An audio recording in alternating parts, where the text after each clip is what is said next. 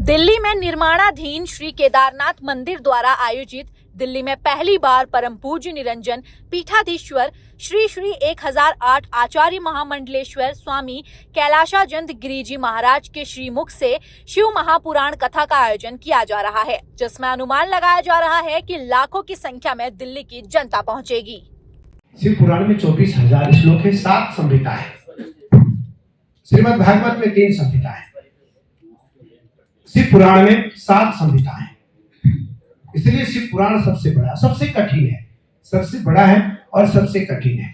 हमने लगभग 3 बार शिव पुराण अपने जीवन में पूरे पढ़े हैं, शास्त्र सम्मत श्लोक सहित।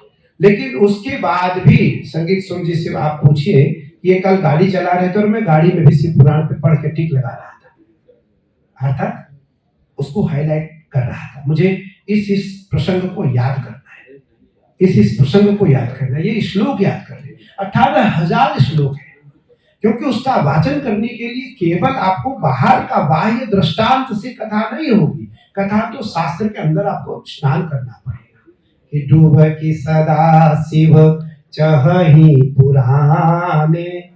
आपको शिव कथा रूपी गंगा में डुबकी लगाना पड़ेगा, कथा करने वाले को भी और सुनने वाले को भी। आनंद तभी आएगा। हमारा कपड़ा जब भीग जाएगा डुबकी लगाने से, तो शिव पुराण की कथा इसलिए कम होती है क्योंकि वो बहुत कठिन है। दूसरी बात, उसमें कोई बहुत उत्सव नहीं है, उसमें कोई बहुत उत्सव नहीं है। 7 रस होते हैं, 6 रस होते हैं। 6 रस में विनोद रस, वियोग रस, करुण रस, 3 रस महत्वपूर्ण है।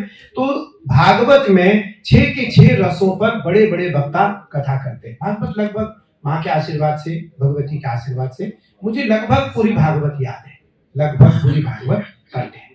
18,000 श्लोक में 15,000, 16,000, 13,000 श्लोक याद है।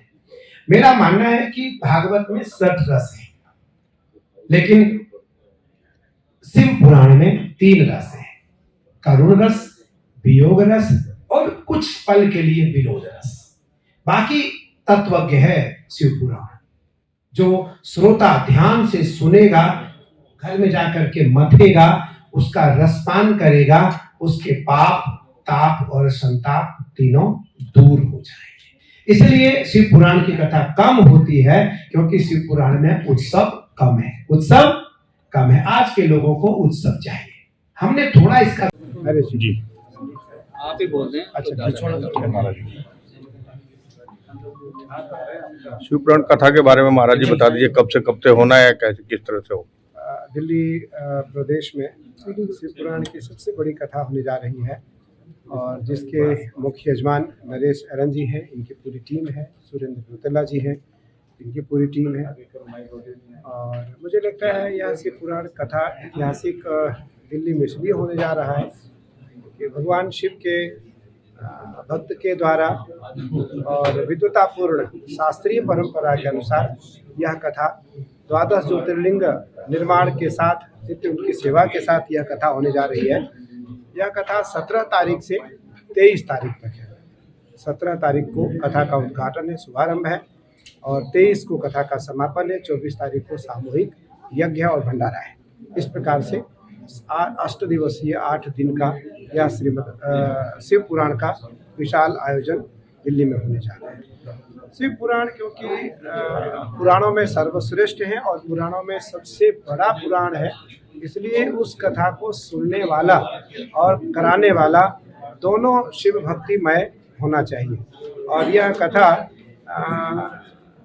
यहाँ होने के बाद इस कथा के जो संदेश पूरे देश और दुनिया में जाए, वो सकारात्मक जाए, यह संदेश सकारात्मक हो और इस कथा का सकारात्मक स्वभाव घर घर में, सनातनियों के घर में प्रवेश करे, पहुँचे।